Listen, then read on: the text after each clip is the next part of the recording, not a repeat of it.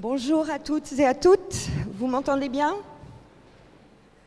Installez-vous, rentrez, bienvenue.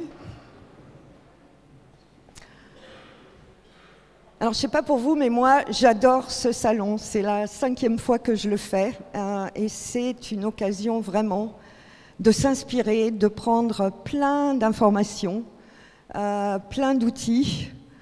Moi j'adore. Et même si je fais une conférence, moi je reste, j'en profite et je vais absorber toutes les informations et toutes les rencontres que je peux pour ce salon. Alors c'est le début, vous avez 2 jours, profitez-en au maximum. Alors je suis Anita Sauvage, je suis coach, je suis conférencière, biculturelle, bilingue, j'adore ce que je fais. Mais avant tout, comme dirait mon professeur en intelligence positive, je suis remarquable. J'espère que vous allez vous en apercevoir, je suis vraiment remarquable. C'est un peu pompeux, hein? Mais enfin, il y a une bonne nouvelle dans tout ça, c'est que vous êtes aussi toutes remarquables. Et tous aussi, pardon. Donc tout le monde est remarquable et c'est là où on va penser un petit peu à nous. Cette demi-heure qu'on a ensemble, c'est une demi-heure pour vous. C'est une demi-heure où vous allez prendre du temps pour presque être un peu égoïste, ne pas penser à votre carrière, ne pas penser forcément à ce que vous avez envie de faire, mais de penser un petit peu à ce qui se passe en vous et comment vous pouvez finalement revoir un petit peu tous vos talents, toutes vos qualités, et également les qualités qu'on a tendance à oublier, parce qu'on a cette petite voix, vous savez, dans la tête, cette petite voix intérieure qui se dit notre ami, mais qui ne l'est pas forcément. Donc là, on va passer une demi-heure à revoir ça. Alors pourquoi c'est nécessaire de faire le point?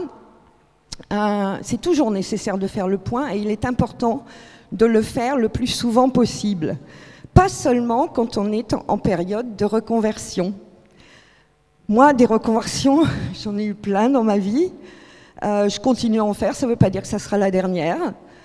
Mais ce qui est important, c'est de prendre ce temps de pouvoir penser pourquoi est-ce que j'ai envie de me reconvertir, pourquoi, qu'est-ce que ce dont j'ai besoin dans ma vie pour que ce soit une belle reconversion, que je puisse vraiment prendre du temps pour moi d'y penser. Parce qu'on a cette tendance, on est toujours pressé, et si on est dans la réaction, on a aussi cette tendance à ne pas forcément prendre les bonnes décisions. Si on est dans la réactivité, ça n'est pas toujours bon pour nous. Et pour moi, les 3 dernières reconversions, je suis partie en Écosse. J'y ai vécu pendant plus de 20 ans, donc là c'était une sacrée reconversion parce que je parlais à peine anglais. La deuxième, évidemment, on a tous des raisons pour ces reconversions. Toutes nos raisons sont différentes d'une personne à l'autre. Et il n'y a pas de bonne ou de mauvaise réponse. Ça c'est très très clair. Alors ça peut être parce qu'on n'a plus envie de faire le job qu'on fait, parce qu'on a envie d'autre chose, ou parce qu'il y a eu trop de transformations et que ces transformations, elles ne nous conviennent pas, ou parce que nos valeurs, elles ne sont plus alignées à une boîte ou à notre boss. Mais ça peut être aussi un événement particulier, alors des événements heureux, comme une grossesse par exemple, ou un départ à l'étranger. Ça peut être aussi des moments qu'on n'a pas prévus. Moi, dans mon cas, c'était un cancer. Alors ça aurait été très très facile de me dire « Oh là là, c'est pas de chance, je vais jamais m'en sortir. De toute façon, qu'est-ce que j'ai fait pour mériter ça, etc. » Mais il y a une autre façon de voir les choses. Il y a une question, c'est une question de perspective. Et si on regarde un petit peu les deux côtés de la pièce, eh bien on s'aperçoit que même des moments difficiles dans la vie, eh bien ça peut être un cadeau. Moi, cette maladie, je l'ai pris comme un cadeau. D'abord, c'est très très bon pour la santé, malgré tout. Et puis, ça vous aide justement à vous remettre en phase avec ce que vous êtes. Toutes les choses qui sont importantes pour vous, toutes les choses positives, tous vos talents, toutes vos qualités. C'est pour ça que c'est un cadeau. Parce que si on laisse notre cerveau prendre toute la place, particulièrement ce cerveau qui ne va pas forcément nous aider, c'est important de penser à comment notre esprit est câblé. Alors je ne vais pas vous faire un cours de neurosciences, mais ce qui est formidable, c'est que maintenant, on apprend des nouvelles choses tous les jours sur nous-mêmes et sur la manière dont notre cerveau fonctionne. Le cerveau, on sait aujourd'hui que même si c'est de la matière grise, ça fonctionne un petit peu comme un muscle. Et un muscle, eh ben, ça a besoin d'être travaillé. Le cerveau, c'est la même chose. Alors, il y a plusieurs parties de notre cerveau qui vont rentrer en place, et quand on est dans ce cerveau, ce qu'on appelle le mode de survie, vous savez, quand vous êtes réactif ou réactive, quand vous avez ces émotions, ces questions de doute, cette frustration, la colère, toutes ces émotions qui finalement sont assez négatives, on va se mettre en mode autosurvie.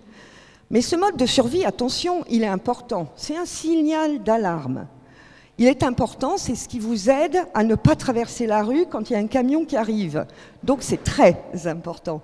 Le problème, c'est que si on reste dans ce mode de survie, eh bien très vite, notre cerveau et cette petite voix intérieure va prendre le contrôle un petit peu de notre pensée et finalement va nous faire croire à des réalités qui sont peut-être distordues.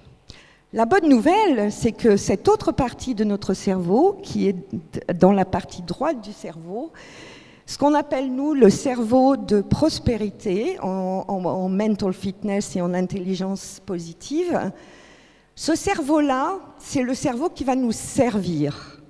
C'est celui qui va vraiment être notre allié, qui va nous permettre d'être plus objectifs, qui va nous permettre d'abord d'être plus calmes aussi, et de pouvoir prendre des décisions basées sur des faits qui sont plus réels et bien des décisions qui vont nous convenir mieux. Alors vous me direz, ben oui, on a la liberté de choisir nos réponses émotionnelles. Une émotion, on ne peut pas la contrôler. C'est une réaction physique à une situation. Par contre, on peut contrôler nos réponses. Alors vous me direz, comment on fait? C'est gentil, Anita, tu nous dis ça, mais comment on fait? Eh bien, c'est ce qu'on va regarder. Le prochain, merci. On n'a pas de clicker, désolé, mais on s'entend super bien, donc ça va. La première étape pour pouvoir justement se mettre dans une posture qui va vraiment nous servir, c'est de faire des pauses. Alors, des pauses, pour certaines, ça peut être d'aller prendre un café, ça peut être d'aller marcher dans la nature, ça peut être un punching ball, pourquoi pas, ou ça peut être d'écouter de la musique. Ça, c'est des choses, des pauses qu'il est important de faire quand vous êtes dans cette situation particulièrement de doute ou de frustration, où vous vous sentez anxieux, où vous avez l'impression que à quoi ça sert finalement que je pose ma candidature pour ce job? Parce que est-ce que j'ai vraiment les qualités? Et puis il y a sûrement des candidats qui seront bien meilleurs que moi. Ça vous parle ça? Vous vous posez ce genre de questions des fois? C'est là, quand ça arrive, c'est là qu'il est important de pouvoir faire une pause. Alors, des pauses, ça peut être aussi ce qu'on appelle self-command, autocommande. Et c'est des petits exercices tout simples que l'on peut faire pour, en fait, sortir de cette partie de notre cerveau qui a tendance à nous descendre. Et en gros, c'est de dire à ce cerveau, ben voilà, je t'entends, mais moi j'ai envie de pouvoir être plus curieuse, j'ai envie de pouvoir être plus positive, j'ai envie de pouvoir être plus imaginative. Et ces petits exercices d'autocommande, qu'est-ce que ça fait?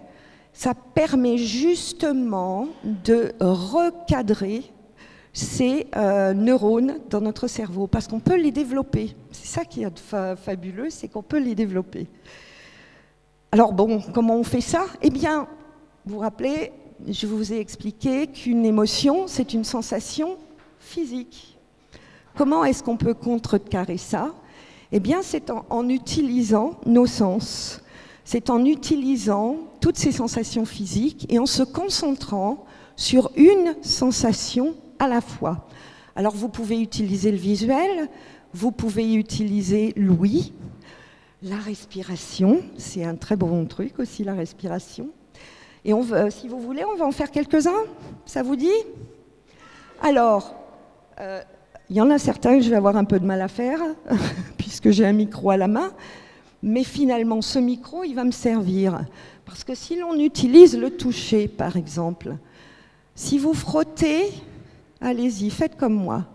Frottez le bout de 2 doigts l'un contre l'autre et vous allez fermer les yeux et vous concentrer uniquement sur cette sensation sur le bout de vos doigts. Vous vous concentrez uniquement sur ça. Et maintenant, ce que vous allez faire, c'est que vous allez frotter le bout de tous les doigts d'une main contre les doigts et la paume de l'autre main. Et vous vous concentrez une fois de plus sur toutes les sensations que ça vous procure.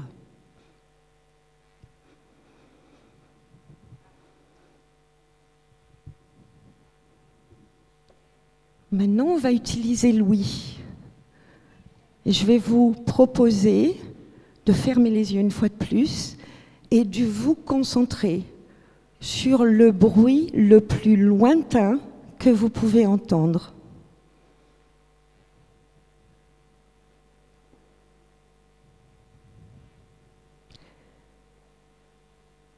Et maintenant, vous allez vous concentrer sur le bruit le plus proche que vous pouvez entendre.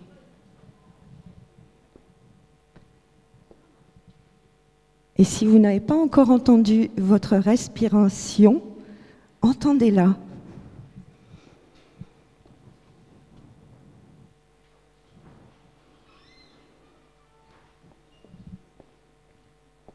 Comment vous vous sentez? Bien? Alors je sais qu'il y en a un certain nombre dans la salle. En plus, vous avez fait le yoga du rire juste avant et c'était génial. Mais voilà, vous voyez, c'est quelques-uns de ces petits exercices que vous pouvez faire. Vous pouvez les utiliser partout. Le visuel, c'est simplement se concentrer sur une chose en face de vous ou un objet, mais vous allez vous concentrer uniquement sur l'objet. Et vous allez regarder ses couleurs, ses formes, les nuances que vous pouvez voir. Tous ces petits exercices vont vous permettre, de vous trouver plus calme, mais aussi finalement de commander à votre cerveau d'utiliser cette partie droite de ce cerveau qui vous aide, qui vous sert. Ces questions-là qu'on se pose, si elles sont négatives et qu'elles reviennent tout le temps, elles vont vraiment avoir un impact sur les décisions qu'on prend. Donc chaque fois que vous avez l'occasion, chaque fois que vous entendez vous dire quelque chose, oh là là, c'est pas possible, j'ai pas envie d'aller à cette réunion, j'ai pas envie d'aller à cette conférence, j'ai pas envie de prendre ce train, ou oh, je sais pas si je vais vraiment poser ma candidature pour ce job, parce qu'il y a sûrement des candidats bien meilleurs que moi. Toutes ces petites questions négatives, vous savez, qui sont là. Faites une pause, ces petites pauses de 10 secondes, chaque exercice c'est 10 secondes. Ça va vous aider justement à pouvoir vous relaxer et à utiliser cette partie du cerveau qui va vous aider à être plus créative. Une fois que vous avez fait ça, eh bien, je vais vous offrir quelques questions. Parce que finalement, c'est important de pouvoir se concentrer sur ce qu'on ressent. Si on ne comprend pas ce qui se passe en nous, eh ben, on va le répéter. On va essayer de contrôler ou d'ignorer les choses. Surtout, il ne faut pas ignorer vos émotions. Il ne faut pas ignorer ce qui se passe en vous. Mais ce qui est important, c'est que vous compreniez ce qui se passe. Qu'est-ce que vous ressentez et qu'est-ce que vous avez envie de ressentir. Alors imaginez que vous êtes une archéologue. Vous arrivez sur un site pour la première fois. Qu'est-ce qu'elle va faire, l'archéologue? J'ai décidé que c'était une femme, l'archéologue, ok? So, messieurs, désolé, mais ça sera une femme pour aujourd'hui. Cette archéologue, qu'est-ce qu'elle va faire? Vous croyez qu'elle va prendre son petit couteau et qu'elle va commencer à gratter la terre tout de suite? Non. Elle va prendre le temps de regarder ce qui se passe partout, tout autour d'elle, pour essayer de comprendre un petit peu avant de passer dans l'action. Eh bien, ces questions-là, cette observation, ce moment d'observation, c'est très très important. Parce que c'est là où vous allez vous rendre compte de toutes les qualités que vous avez et que vous avez un petit peu oubliées. Parce qu'on a tendance à se concentrer sur tout ce qui est critique. Donc prenez ce temps-là, mais c'est aussi de comprendre de quoi est-ce que j'ai besoin pour me sentir bien. Si je veux ressentir quelque chose, voilà, si j'ai envie de me lever le matin et de me dire c'est génial ce que je fais aujourd'hui, j'ai vraiment envie d'y aller, qu'est-ce qui va faire que vous allez vous ressentir comme ça? Donc vous prenez le temps justement d'observer vraiment ce qui se passe en vous pour commencer à vraiment développer encore plus cette connaissance de vous. Ces moments de pause, ça sert aussi à ça. C'est de commencer par le commencement. Et le commencement, c'est vous. C'est pas un job, c'est pas un rôle, c'est pas une boîte. C'est vous. À l'intérieur de vous, qu'est-ce que vous voulez ressentir? Et qu'est-ce que vous allez mettre en place pour le ressentir? C'est la deuxième étape. Alors après, évidemment, il y a aussi ce qu'on appelle le juge ou la juge. On a tous des mécanismes d'auto-sabotage. Et quand on fait cette observation, eh bien, notre juge, elle va peut-être venir là et nous dire « Coucou, c'est moi ». On a un juge, on a cette tendance à s'autocritiquer, mais on peut aussi critiquer les autres ou les circonstances. Un exemple, Covid. Je suis conférencière, je faisais beaucoup de formations en face à face, Covid arrive. Je me retrouve, j'ai plus rien. Donc ça aurait été très facile de me dire « Oh là là, c'est pas possible, je vais jamais m'en sortir, je vais être obligée de fermer ma boîte. Je vois pas de solution, c'est impossible. » Ah ouais, mais finalement, c'est peut-être une opportunité de voir les choses différemment. Alors c'est vrai que c'est, pour être honnête, à ce moment-là que j'ai commencé ce programme de mental fitness, d'intelligence positive, ça m'a énormément aidé. Mais c'est ça qui est important, c'est de penser cette petite voix critique qu'on a dans la tête qui va vous dire quel est votre ami, hein? Ah ouais, non, moi je suis là pour te conseiller, il n'y a pas de problème, il faut que tu m'écoutes. Eh bien, c'est de lui dire, oui, je t'écoute, je t'entends, mais je ne t'écoute pas. Donc c'est pas de l'ignorer, c'est pas de commencer une bataille avec elle ou avec lui, c'est vraiment de penser, ok, elle est présente, je sais qu'elle est là, mais ces petits exercices et ces petites pauses qu'on va faire vont nous aider justement à reformuler les choses. Alors pour être plus à même de la percevoir, cette juge, ou de le percevoir, ce juge, donnez-lui un nom. Personnifiez ce juge. Moi, la mienne, elle s'appelle Cruella. Donc Cruella, elle arrive. Oui, je sais que tu es là, Cruella, je sais. Je sais que tu es en train de me dire, oh, est-ce que tu es sûre que cette conférence, ça vaut la peine pour les personnes qui vont être là? Et moi, oui, Cruella, je sais que tu es en train de me dire ça, mais moi, je me dis qu'il y aura sûrement quelque chose que quelqu'un va prendre aujourd'hui et qui va lui servir. Donc c'est ça, c'est de savoir reformuler les choses. Donc personnifiez votre juge. Alors c'est vrai qu'au début, moi je lui cause, des fois de vive voix. C'est vrai que parfois, il y a des gens qui vont peut-être vous regarder bizarrement en disant « mais qu'est-ce qu'elle fait ?» Mais c'est pas grave. Après, vous pouvez lui parler dans votre tête. mais personnifiez ce juge parce que ça va vous aider justement à vous apercevoir quand ce juge ou cette juge prend trop de place. Alors une fois que vous avez fait tout ça, eh bien, il y a aussi cette période d'évaluation. Alors entre cette période d'observation et cette période d'évaluation, prenez du temps. Essayez pas une fois de plus, tout faire d'un coup, parce que c'est plus compliqué et c'est important de respirer. C'est un masque à oxygène qu'on prend là. Les pauses, c'est des masques à oxygène. Donc prenez ce temps-là et revenez sur ce que vous avez pensé. Moi, ce que je vous conseille, c'est de l'écrire, de vous faire un petit journal. Parce que ce journal, ça va vous aider justement, quand vous le reprenez, que vous le relisez, à vous apercevoir de toutes les choses qui vous motivent, qui vous rendent heureuse, qui vous font vous sentir vivante, mais aussi tous vos déclencheurs. Donc c'est aussi par là qu'on apprend à se découvrir encore plus. Prenez ce temps-là, écrivez-le et pensez à ça. Voilà. Ça, c'était super aujourd'hui. J'ai envie de ça dans ma vie. Il m'en faut un peu plus. C'est là où aussi, c'est l'occasion de rêver. N'hésitez pas à rêver. Le rêve, c'est important. L'évaluation, c'est aussi de penser à cette partie-là, de ne pas, une fois de plus, laisser Cruella vous dire « Oh mais non, tu n'y arriveras jamais. Non, mais c'est ridicule ce que tu es en train de dire. » Non, non. Je ne sais pas encore si c'est ridicule, donc je vais l'écrire, je vais le penser, je vais le rêver, et puis après, quand je réévaluerai mon évaluation, je pourrai penser à ce qui est faisable ou ce qui ne l'est pas. Mais je serai dans une situation où je serai plus réaliste. J'aurai pas cette réalité distordue de moi. C'est là où vous allez vous apercevoir que tous ces talents, toutes ces qualités, c'est important de les noter. Et que vous allez redécouvrir aussi des qualités que vous aviez oubliées.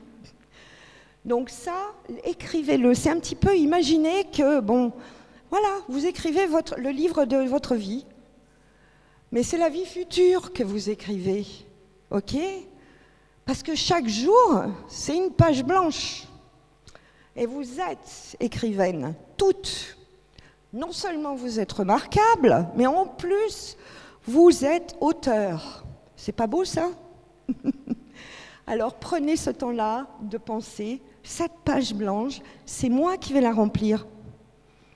C'est moi qui vais l'écrire. Et qu'est-ce que j'ai envie qu'elle comporte, cette page blanche? Ok.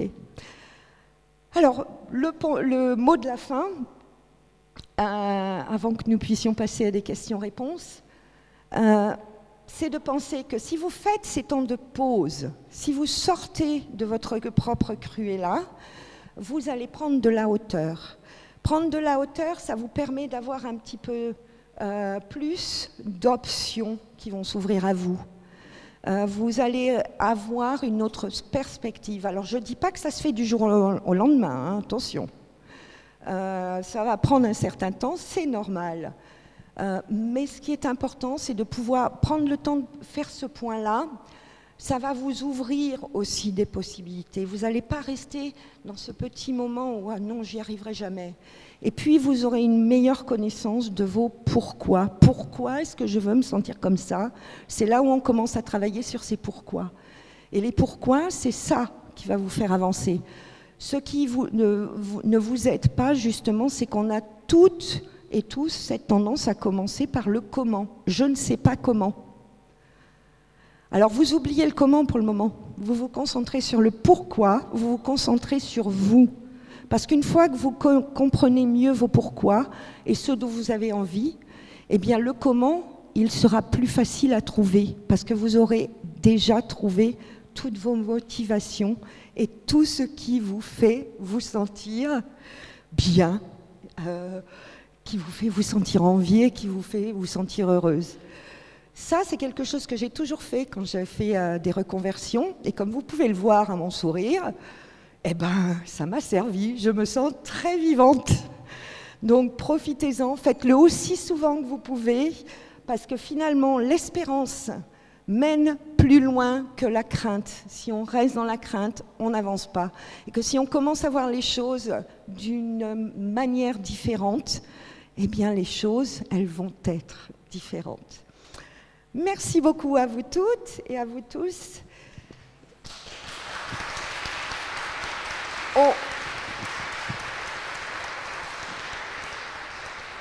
On va maintenant passer aux questions, si vous en avez. Y a-t-il des questions dans la salle? Ah, vous êtes toutes en introspection, vous êtes toutes dans la réflexion. Vous êtes en train d'écrire votre page blanche d'aujourd'hui? Eh bien, oui, Daniela.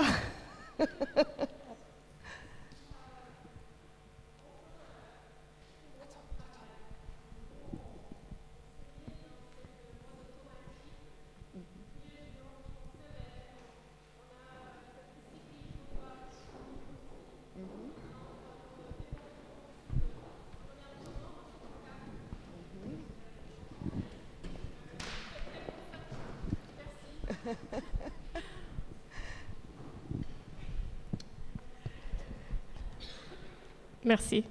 Vous m'entendez mieux, j'imagine. Oui. Donc là, quand je parlais de quand on est autonome, professionnelle indépendante et que tu es passionné pour ce que tu fais, tu peux rentrer aussi dans un état de travailler au-delà de ce que tu dois faire. Donc comment tu dirais qu'on peut aussi gérer ça dans l'émotion Alors la première chose que tu vas avoir à gérer, c'est de faire attention à tous les signes physiques qui sont là. Parce que c'est vrai que tu as raison, quand on travaille à son compte, on ne se rend pas toujours compte des heures qu'on va passer. Et que de temps en temps, on en oublie même de manger. On a des signes physiques d'abord. Une émotion, c'est aussi une réaction physique. C'est le premier élément. Là, si tu commences à sentir des tensions dans le cou, ou si tu commences à sentir que tu as un peu des tensions dans le ventre, ou que ton pouls s'accélère, ou que tu commences à avoir un peu mal au crâne, c'est là où c'est vraiment important de commencer à faire une pause. Mais c'est aussi de se rendre compte que émotionnellement, si on pousse trop loin la machine, eh bien on ne va plus être capable de se concentrer dessus de la même manière. Donc faire des pauses, moi je dirais, c'est 5 minutes de pause déjà, moi je les fais toutes les heures. Toutes les heures, je vais prendre 5 minutes de pause. Ces 5 minutes-là, ça va me permettre d'être beaucoup plus efficace pour l'heure suivante. C'est pas de rester devant un ordinateur. La deuxième chose, et ce salon, c'est génial pour ça aussi, par exemple, c'est quand on se pose vraiment ces questions, non seulement de faire ces exercices-là, mais aussi de parfois en parler à des personnes de confiance, d'échanger avec elles comment tu l'as écrit, cette page blanche, et de voir un petit peu, finalement, comment elles ou eux, ils voient les choses pour toi. Donc c'est de ne pas rester dans ta bulle toute seule, c'est vraiment de ne pas hésiter aussi à partager avec d'autres. Mais Daniela, 5 minutes de pause, fais tes petits exercices. Oui, des fois, moi, c'est ce que je fais, oui, je me mets des alarmes. Ça peut être aussi, tu vas te faire un café, tu vas te concentrer simplement sur le bruit de la cuillère dans la tasse. Si vous allez vous laver les mains, concentrez-vous sur la sensation de l'eau. Donc voilà, merci à vous. Désolée, j'ai terminé mon temps. Merci infiniment.